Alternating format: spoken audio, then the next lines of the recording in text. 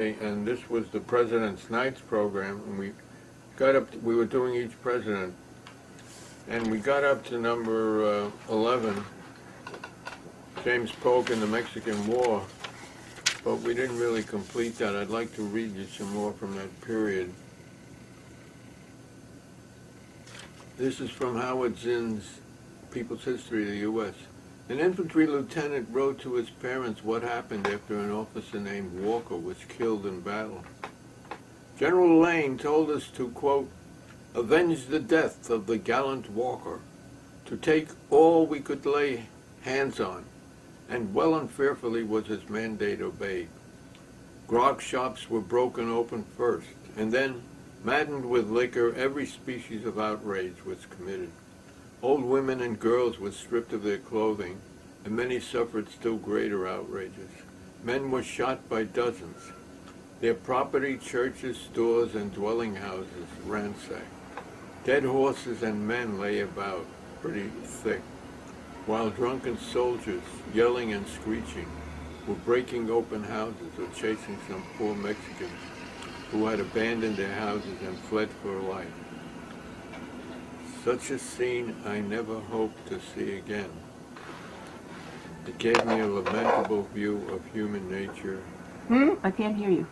It gave me a lamentable view of human nature and made me for the first time ashamed of my country. That was an infantry lieutenant in Mexico in the Mexican-American War. Now what is this? This is the Haditha killings in Iraq, occurred on November 19, 2005. A convoy of U.S. Marines was attacked with an IED, which killed Lance Corporal Miguel Terraza. Up to 24 Iraqis were subsequently killed. It is alleged that they were non-combatant local residents who were massacred by the Marines in revenge for the insurgent attack.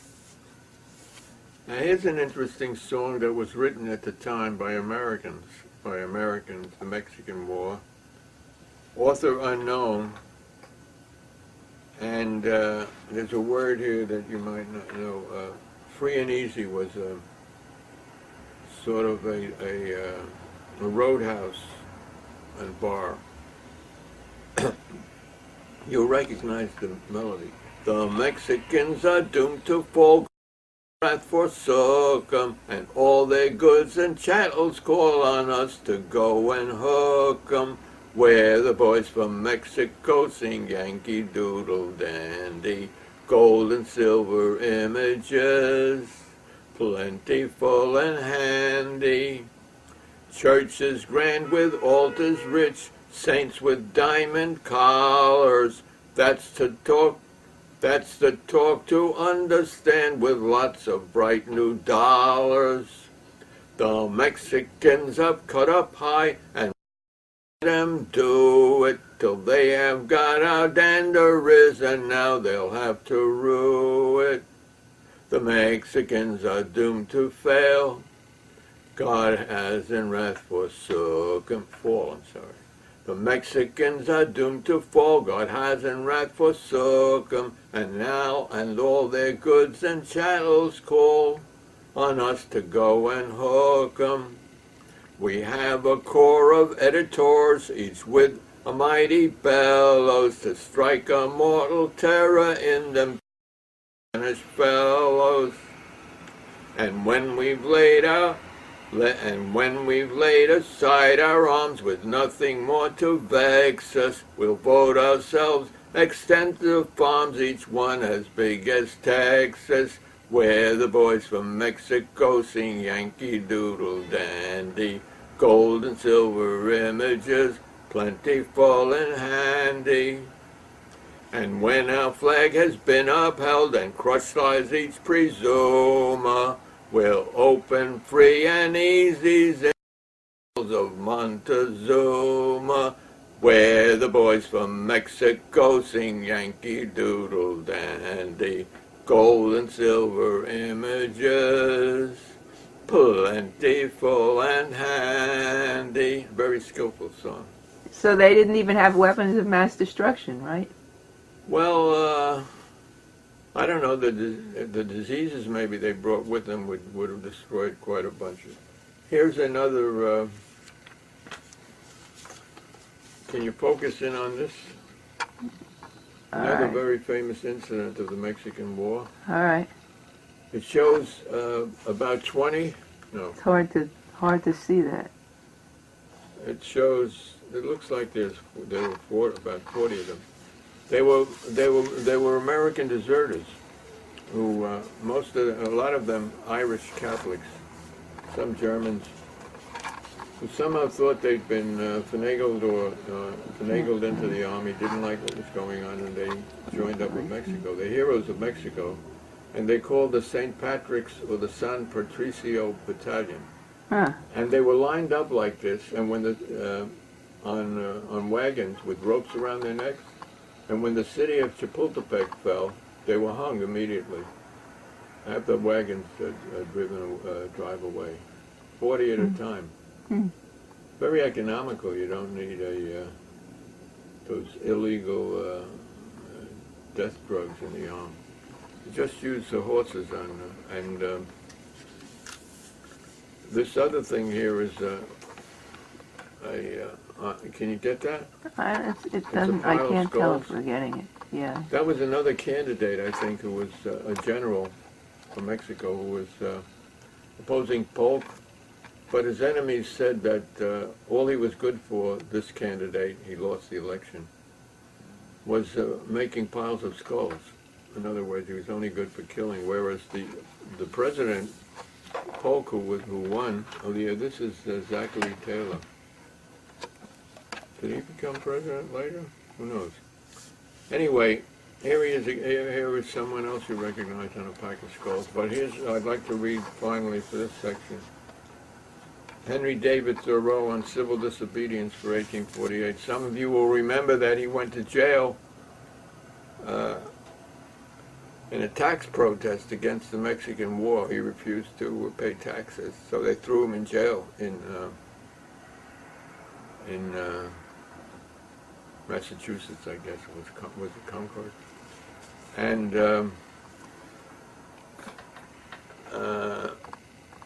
he was freed. I think Emerson went in and paid his fine. But here's what he said, wrote. A common and natural result of an undue respect for law is that you may see a file of soldiers, colonel, captain, corporal, privates, powder monkeys, and all, marching in admirable order over hill and dale to the wars against their wills, aye, against their common sense and consciences, which makes it very steep marching indeed, and produces a palpitation of the heart. They have no doubt that it is a damnable business in which they are concerned. They are all peaceably inclined. Now, what are they? Men at all?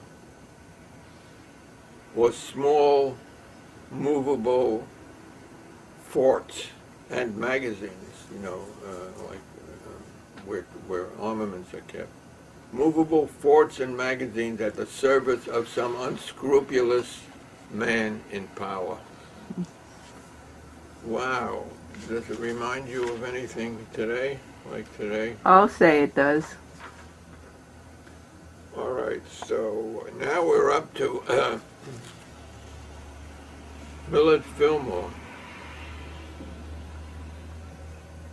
I'm sorry. Zachary Taylor. He did become president later, I guess.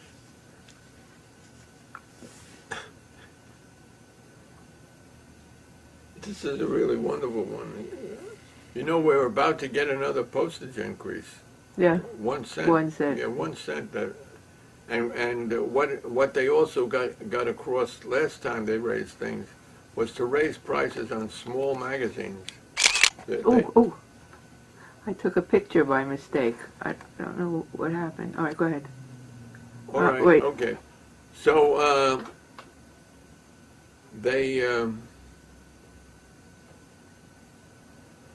in the previous raising of prices, they managed to raise incredibly the very low postage rates. At one time in the U.S., you could distribute papers through the U.S. mail for free because the papers were political and it was felt that it was a service that the government should do.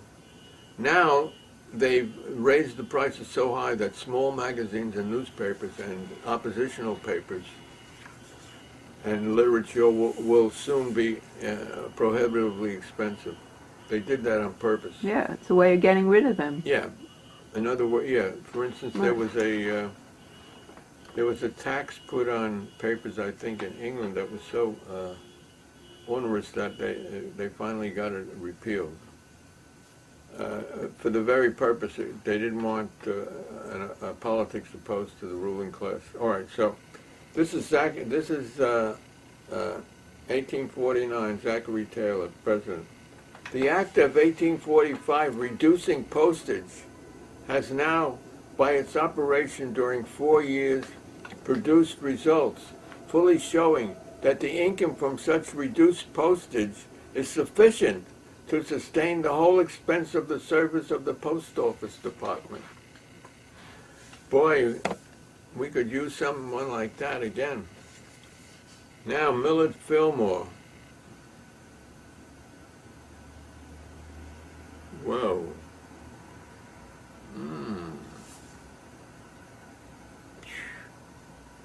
I don't remember. Oh, I see what it was. It was about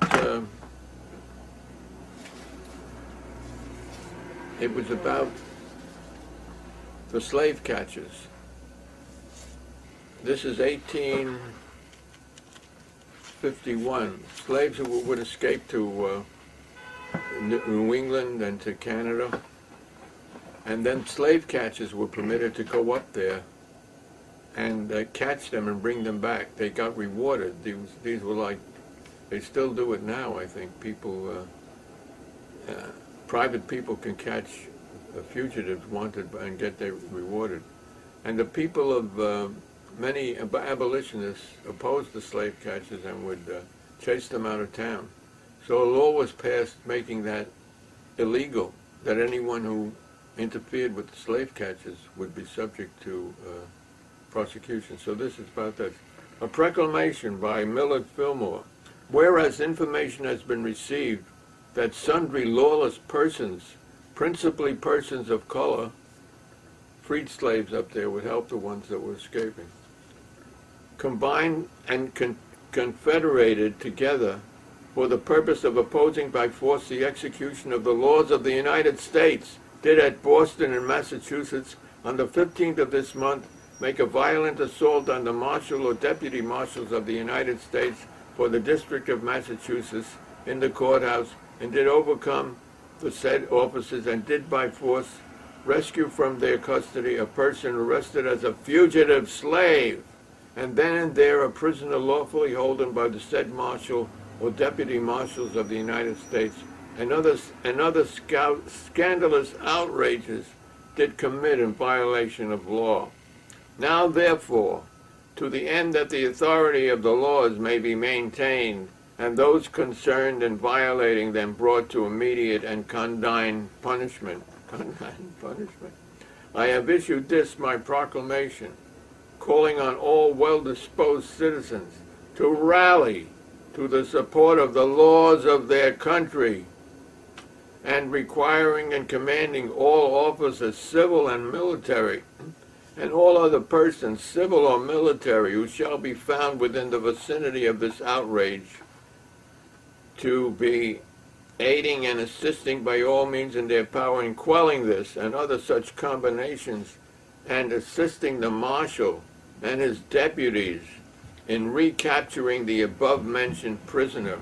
And I do especially direct that prosecutions be commenced against all persons who shall have made themselves aiders or abettors in or to this flagitious offense, and I do further command that the District Attorney of the United States and all other persons concerned in the administration of the execution of the laws of the United States caused the foregoing offenders and all such as aided, abetted, or assisted them, or shall be found to have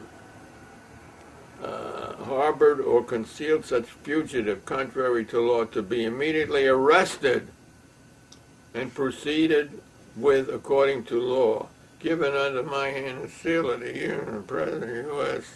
this 18th day of February, 1851, Millard Filmore. I remember just seeing a few weeks ago an account of the slave catchers in Boston on TV. Remember TV? And at one time they sent a ship there, a U.S. naval vessel.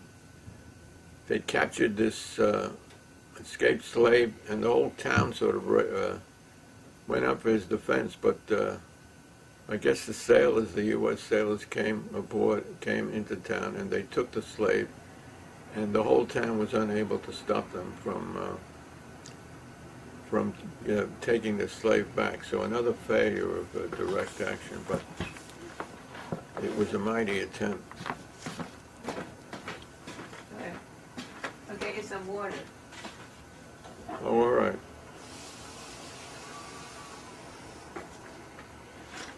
It's recording. I didn't pause. It's recording. What's that? It's recording. Oh, it's recording? Okay, we'll Oh, go yeah. on. Yeah.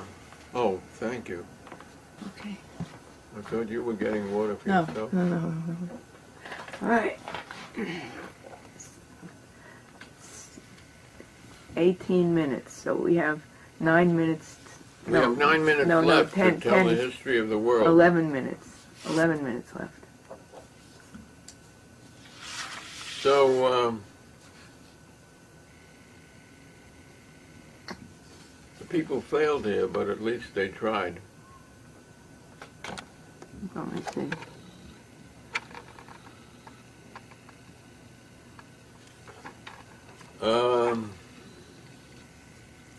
Now this is the 14th president, Franklin Pierce. Oh, this is good.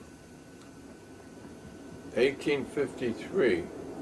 The erection of an asylum for the insane of the District of Columbia and of the Army and Navy of the United States has been somewhat retarded by the great demand for materials and labor during the past summer. But full preparation for the reception of patients before the return of another winter is anticipated, and there is the best reason to believe, from the planned and contemplated arrangements which have been devised with the large experience furnished within the last few years in relation to the nature and treatment of the disease, that it will prove an asylum indeed to this most helpless and afflicted class of sufferers. It's for the insane of the District of Columbia and of the Army and Navy of the United States. This isn't very funny, actually, since there is a crisis now of the returned veterans who are killing themselves and suffering from post-traumatic syndrome. Very funny. Anyway, next case, James Buchanan. First annual message to Congress, 1857. Whoa, I don't remember what it says, but we'll soon find out. But first and above all, our thanks are due to Almighty God for the numerous benefits which He, capital H, has bestowed upon this people, and our united prayers ought to ascend to Him, that He would continue to bless our great republic in time to come, as He has blessed it in time past. Since the adjournment of the last Congress, our constituents have enjoyed an unusual degree of health. The earth has yielded her fruits abundantly and has bountifully rewarded the toil of the husbandman. Our great staples have commanded high prices. And up till within a brief period, our manufacturing, mineral, and mechanical occupations have largely partaken of the general prosperity. We have possessed all the elements of material wealth in rich abundance, and yet, notwithstanding all these advantages, our country in its monetary interests is at the present moment in a deplorable condition. In the midst of unsurpassed plenty in all of the productions of agriculture and in all the elements of national wealth, we find our manufacturers suspended, our public works retarded, our private enterprises of different kinds abandoned, and thousands of useful laborers thrown out of employment and reduced to want. Well, how do you like that? The same thing today, the richest country in the world, with hundreds of thousands of people losing their homes. And jobs. In the richest countries of the world, from 1857 to 2007. Eight. How do you like that? This guy was a prophet. I mean, this guy had a prophet. I think it has something to do with the capitalist system of society, right, where individual people can own 1 billion times what some other people have. And no way is ever found to distribute it. No. How about that? That makes you think maybe the human beings are not so smart. Not so smart? So how much time? 5? About 4.5 minutes. All right, let's do... Five. Now 5 we're up minutes. to Abe Lincoln. 5 Let's minutes. finish with him for this section.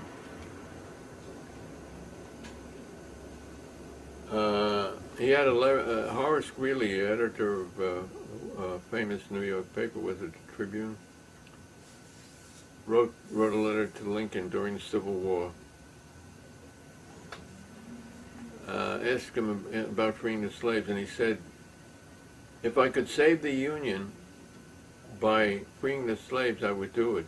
If I could save the Union by keeping it half slave and half free, I would do it. And he also said, if I could save the Union without freeing any slave, I would do it.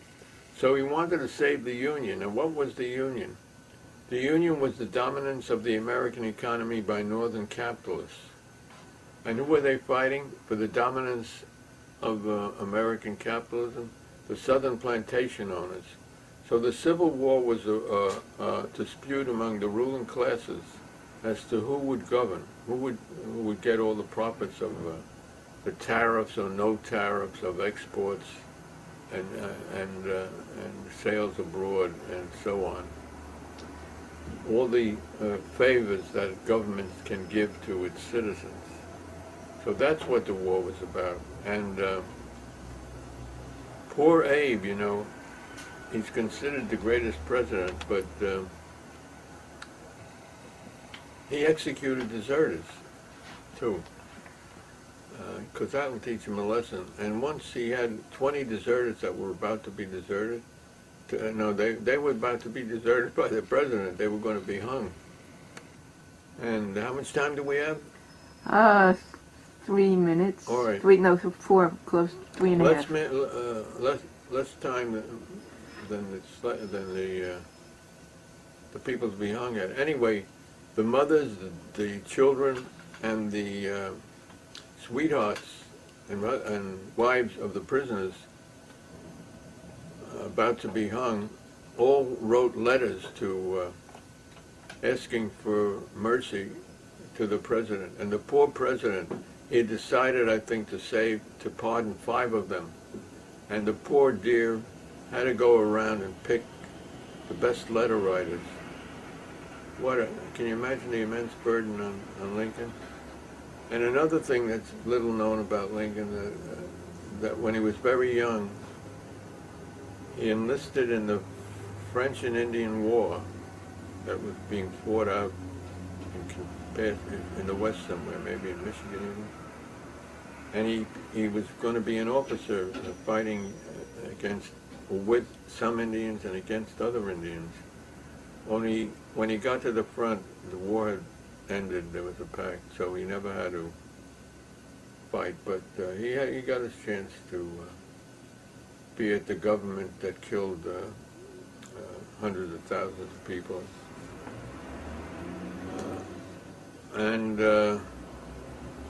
Let's see, so let's close on this quote. Yeah. I don't know when we'll get back to the presidents again. But All of them. what? Well, impeach the president, generic. Yeah, generic. Okay. Nobody should have the power that a president of America has. He can destroy the human race. No one should have the power over the atomic energy, atomic weapons, including all the Israelis and the Pakistanis and the Chinese and the French and the English and whoever else the hell has got them. No one should have that power. What do you say out there? I don't think they should exist. I think that you have to wipe out the thinking that and goes behind the great creation country of them. America is the only one who's really used it, who decided to save lives by killing a few 100,000 Japanese. They did that for us, you know, Yeah. to save our lives, save American lives. So, how much is how many foreigners are worth one dead American? I don't know. What's the use of talking like that? That's being, if there is a God, please impeach all the presidents. No, we have to get rid of the system. It doesn't work. You seem to want to say abolish the office. It gives power to people that no one should have that much power. Abolish and it's not the. democratic. That's just a myth. And here, the U.S. is. We bring democracy, democracy, D-E-M-O-C-K-R-A-C-Y. Oh yeah.